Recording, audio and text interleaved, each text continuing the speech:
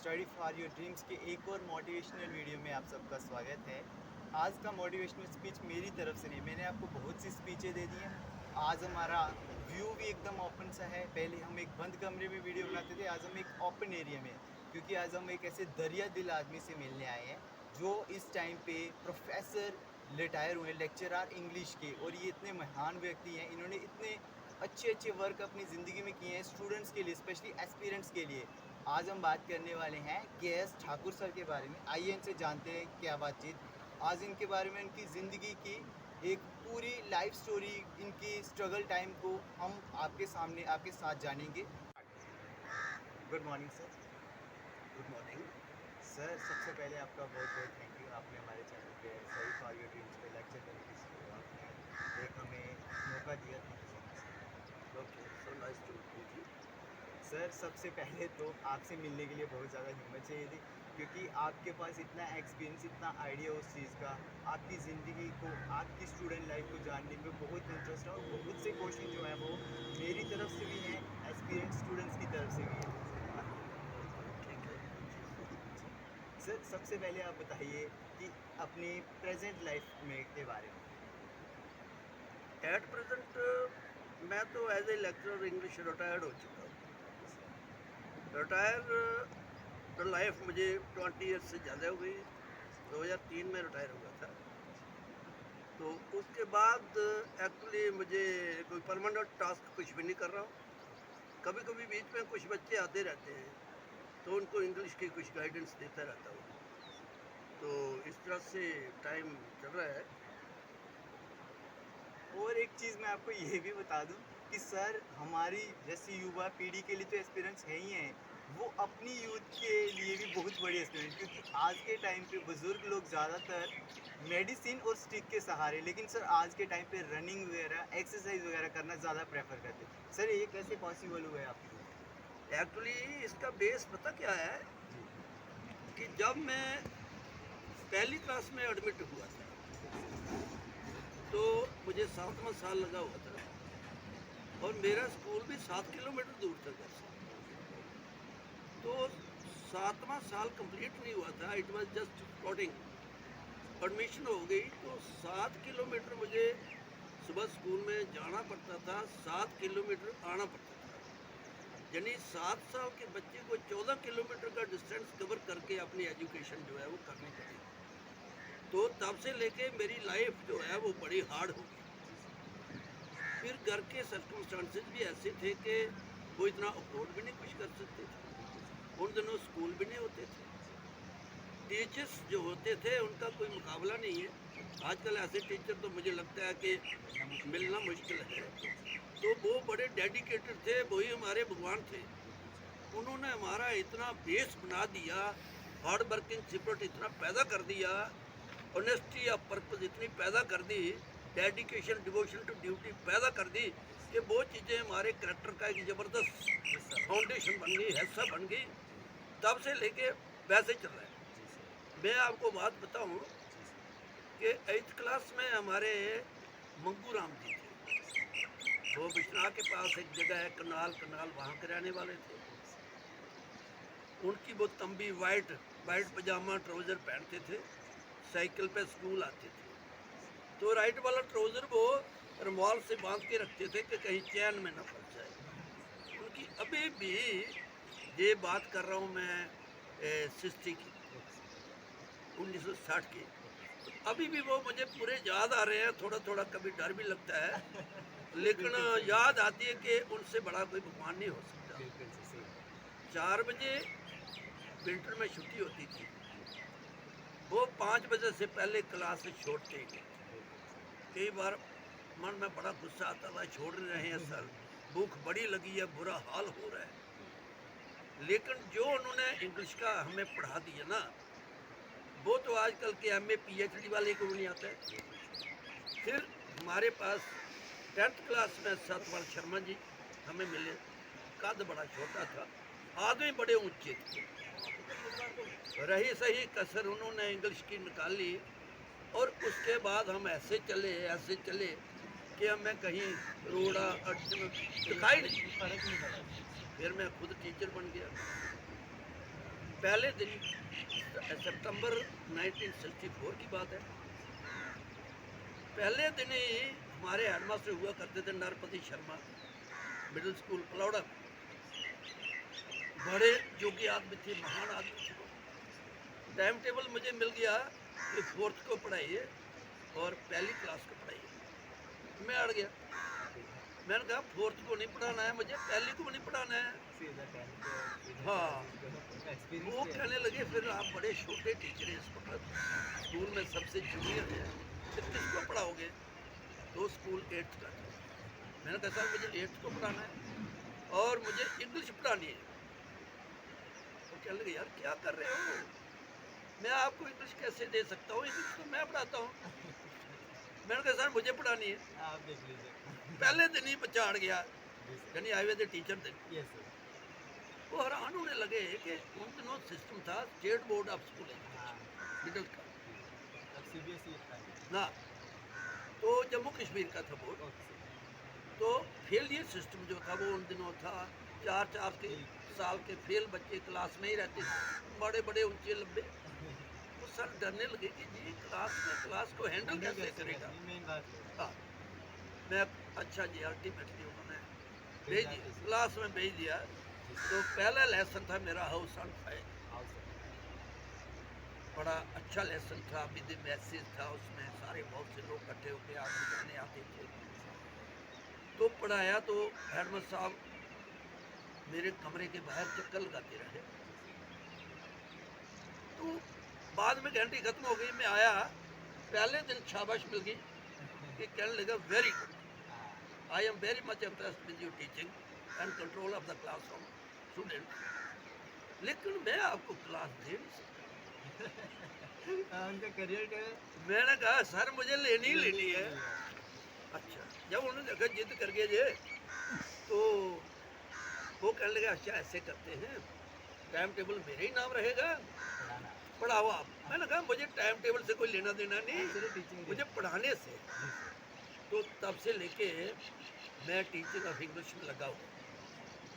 पढ़ाने का मज़ा आता है, बड़े बड़े स्टूडेंट मेरे IPS भी हैं, IAS भी हैं। अभी सोशल वेलफेयर डिपार्टमेंट की कमिश्नर लगी हुई है शीतल नंदा, वो भी मेरे स्टूडेंट हैं, और बहुत से हैं बड़ी बड़ी दूर पहुँचे हुए हैं। और कभी वो मिलते हैं तो अभी भी पाँव छुपते हैं, डरते भी हैं मुझसे। बिल्कुल सर, डर तो लगता है सर, यहाँ बैठे तो हुए काम कर रहे हैं सर। अब आजकल के सिस्टम जो है एक चेंज है। काफ़ी फर्क आ गया है। बेसिकली होता क्या है ना कि बच्चे आजकल इतना ऑफलाइन अफोर्ड नहीं करते। IAS IPS जैसे UPSC क्रैक करना, इसके लिए दिल्ली जाना पड़ता है, ऑनलाइन ट्यूशन। और ऑनलाइन ट्यूशन में ये नहीं सिखाया जाएगा स्टूडेंट को कि आपको सर्वेंट बनना है गवर्नमेंट को। उसे बताया जाता है कि you are the king of society, और वो उसी वजह से क्राइम भी करता है ऑफिसर होके। उसको लगता है कि I am the king of society, who want take against action भी, मेरे खिलाफ तो कोई कुछ बोलेगा नहीं, मैं जो मर्जी कर दूँ। उसको अगर ये चीज़ बताई जाए कि आपको अपने लोगों की सेवा के लिए सर्वेंट बनाया जा रहा है, आपको अपने देश के लिए, अपनी स्टेट के लिए काम करना है, तो वो उस लेवल पे चलेगा। उसको बताया जाता है you are the king of society. Actually इसमें उनका भी फॉल्ट नहीं है। Fault lies with the present education, present text books, their material. In the text books there is no rich material, very bogus, filthy, and trash is filled there. That is being taught to the students. So no moral value is there, no character building is there, no national building is there. So the students are just qualified. सिर्फ पास They are not educated. They are not good human beings. It is not taught to them. They can become scientists. They can become doctors. They can become IAS, IPS. But they cannot become true nationals and true and good and honest human beings. This thing is lacking in them. That is why IAS are in jails, IPS are in jails. What is the fun of all this education? So I see authorities must ponder over the matter very seriously. I have approached the authorities many a times, but they never no bother. One can take action against them. They don't bother. Yes sir. So there must be some change in the textbook lessons, because everybody knows when you listen to satsang, when you listen to Ramayana, when you listen to Quran, when you listen to Gita, when you listen to Bible, your ideas and thoughts change. That was change. But when you listen to the stories of vagabonds, thieves, scoundrels, anti-nationals, thoughts change accordingly.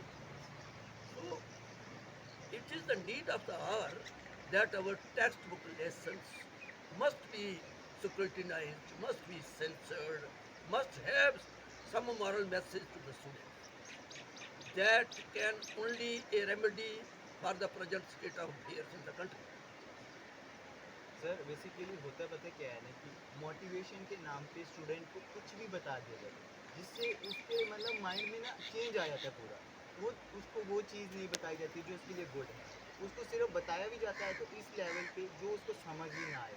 क्योंकि कुछ बच्चे होते हैं जो high level पे समझ सकते हैं, जो सिंसियरिटी होती है, कुछ को बनना होता है उस चीज़ के लिए, मगर ही इज़ नॉट कैपेबल। उनको उस चीज़ के लिए तैयार करना कैसे क्या है पूरा फंडामेंटल नहीं बताया जाएगा। सिर्फ बोला जाएगा कि 80,000 रुपया पे है मंथली, इनकम है हमारी, ये है वो है, जो उसको मटेरियल मिलना चाहिए, जो मिलना चाहिए वो नहीं मिल रहा मोटिवेशन।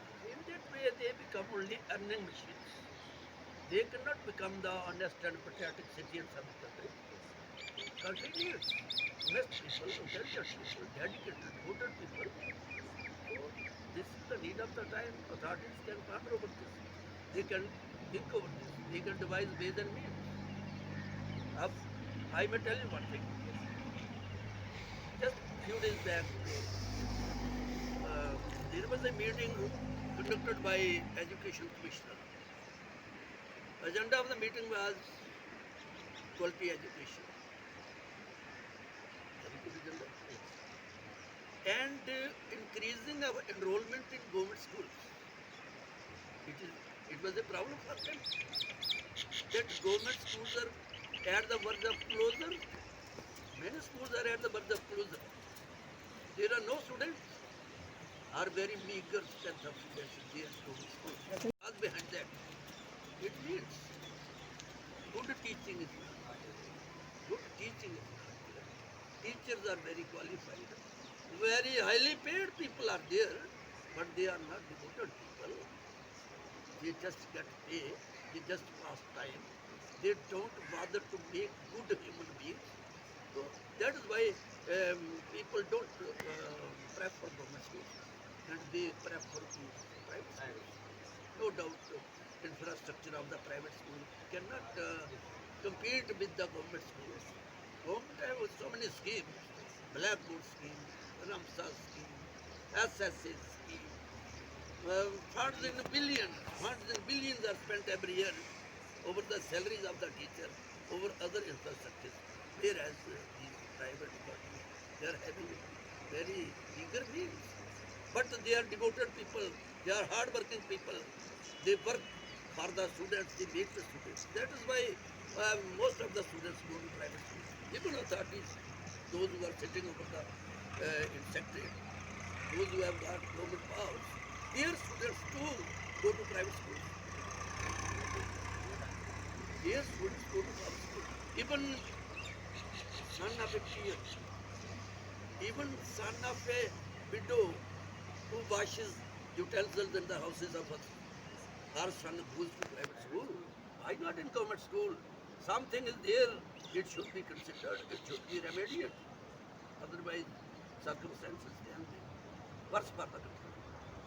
मैं आपको ये चीज़ भी बता दूं कि सर ने अपना सारा जीवन दूसरों के बारे में सोचने के, यानी कि अपनी सोसाइटी को एक अच्छा इंसान देने के चक्कर में अपनी पूरी ज़िंदगी निकाली। सर आपके कितने बच्चे हैं?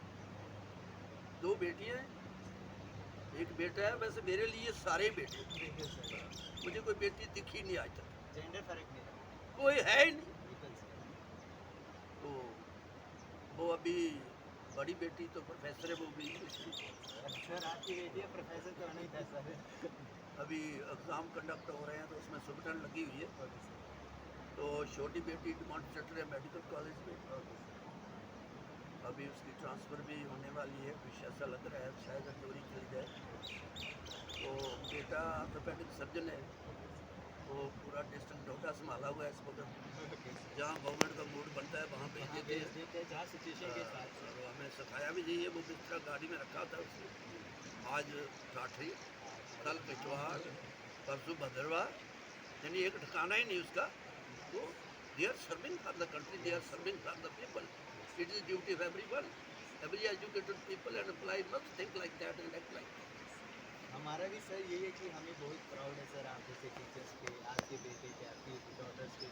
क्योंकि सर होता क्या है ना कि बहुत कम लोग ऐसे मिलते हैं जो दूसरे के बारे में, केवल अपने बारे में सोचने वाले लोग मिलते हैं कि मैं आईएएस बन जाऊँ तो मेरे लिए बहुत। वो ये नहीं सोचेगा कि he was saying कि I am become IAS, this is sufficient for me, not my society. क्योंकि ऐसा होना चाहिए, सबको ऐसा होना चाहिए। क्योंकि कंट्री हमारा ऐसी सिचुएशन में है कि जहाँ मल्टीफेरियस रीजन्स हैं, रिलीजन्स हैं, लैंग्वेजेस हैं, पीपल हैं। ये ऐसा एक बोकट है, bouquet with different type of petals and flowers. तो बड़ा ब्यूटीफुल है, सुंदर है, बट इसको चलाने के लिए बड़े अच्छे लोग चाहिए, एक चाहिए, क्वालिफाइड नहीं चाहिए, एजुकेटेड चाहिए। तो देश को बड़ी ज़रूरत है। अदरवाइज हमारे अंदर भी बड़ी प्रॉब्लम्स हैं, बाहर तो है ही हैं। हर साइड पे हमारे कंट्री जो है ना, देख रहे हैं कि ये कंट्री इंडिया फ्लरिश कैसे कर रहा है, प्रोग्रेस क्यों कर रहा है। इसको डिग्रेड करने की, डाउन करने की, डिफाइल करने की हर कोशिश हो रही है। लेकिन ठीक है, हमारे बड़े सर मोदी सर अब आए हुए हैं, तो उनके आगे तो किसी की चलती नहीं है। ये सारे कंट्री बस कर गए, कुछ नहीं चल रहा, भूखे मर रहे हैं, बुरा हाल है। तो खैर उन सबसे मुकाबला करने के लिए हमें अच्छे कंट्रीमैन चाहिए, अच्छे सिटीजन चाहिए। हमारी जनरेशन आइडियालॉजिकल चाहिए, अच्छे आइडियाज़ चाहिए उनके पास। खाली डिग्रियों से काम नहीं चलने वाला है। अच्छे आइडियाज़ तभी बनते हैं, टीचर अच्छे हो और उनको पढ़ाने वाला जो मैटर मटीरियल है बुक्स के अंदर, लैंग्वेज के अंदर, वो भी बढ़िया होना चाहिए। मैं पीछे एक अथॉरिटी के पास गया था, मैंने उनको कहा भाई देखो 11th 12th क्लास में उल्लुओं की कहानियाँ पढ़ाई जा रही है, इट इज़ देयर, उल्लुओं की कहानियाँ पढ़ाई। मैंने कहा किसी जानवर को समस्या आ गई तो उसको किसी ने कहा you go to wise old owl. मैंने कहा यार ये भी बड़ी मुश्किल बात है कि उल्लू है वैसे ही वो, फिर वाइज उल्लू बच्चों को कैसे ढूंढना है कि उल्लू कौन सा वाइज होता है, कि क्या। मैंने कहा क्या सिखाया जा रहा है। उसके बाद आगे लिखवा है, वो चला गया किसी के पास। उस उल्लू ने कहा you go to that wizard, वो विजार्ड है कोई जादूगर। वो जादूगर कहने लगा I will treat you but I will demand 7 shilling for that. Actually वो भी जानवर है, वो भी जानवर है, वो मनी डिमांड कर रहा है। तो वो बच्चा जानवर का कहने लगा कि मेरे पास तो 4 शिलिंग है। वो बड़ा क्वेश्चन पैदा होता है, जानवर के बच्चे ने वो 4 शिलिंग कहाँ रखे हुए थे? क्या वो पैंट कोट डाल के गया था किसी जानवर का बच्चा? तो वो उसने वो कुछ ऐसी समझ नहीं आई। तो मैं उन साहब को पूछ बैठा, मैंने कहा ऐसी चीज़ें बच्चों को पढ़ा के आपका एम क्या है, आप बच्चों को बनाना क्या चाहते हैं? नहीं जी उनको लैंग्वेज सिखानी है। मैंने कहा लैंग्वेज क्यों सिखाई जाती है? ताकि उसको नॉलेज। साइंस पढ़ाई जाती है कि साइंटिस्ट तैयार करने हैं, उन्होंने बड़ी बड़ी चीज़ें बनानी है। इकोनॉमिक्स पढ़ाई जाती है, कॉमर्स पढ़ाई जाती है कि उनको अच्छे बिजनेसमैन तैयार करना है। ये लैंग्वेज ये वाली जो है ये क्यों पढ़ाई जाती है? कहने लगे जी उन लैंग्वेज पढ़ानी है। मैंने कहा फिर चोर चक्का डाकू बदमाश उल्लू जो मर्जी डाल दो। कहने लगे जी हाँ जी कुछ भी डाला जा सकता है। जब बड़े बड़े लोग sitting at the helm of affairs जब ऐसी सोच रखते होंगे तो फिर तो खुदा ही जाने क्या। अच्छा एक बात और, जेके मोटिवेशन आपका तो पता नहीं, मेरा फुल मोटिवेशन हो गया सर के पास बैठ के। और मतलब इतना एक्सपीरियंस पर्सन्स आ रहे हैं, इनके साथ बात करके मतलब मेरे से रोंगटे खड़े हो गए। इतना सुन के मुझे लगा कि आज तक जो मैंने पढ़ा, आई एम वेरी प्राउड क्योंकि मैं हिस्ट्री का स्टूडेंट हूँ, पॉलिटी का स्टूडेंट। बट जब सर से ऐसी बातें सुनी तो मुझे लगा कि मुझे इन सब के बारे में कुछ नॉलेज ही नहीं थी। ये चीज़ें आपके लिए भी बहुत हेल्पफुल होंगी और हम ऐसी ही और वीडियोस लेके आएंगे सर के साथ। सर आज के वीडियो में आप आए इसके लिए हम आपसे फिर से दिल से बहुत आपसे थैंक यू कहते हैं और आपको फिर हम अपने चैनल पे बुलाएंगे जल्द ही। Thank you. Thank you so much sir. जय हिंद।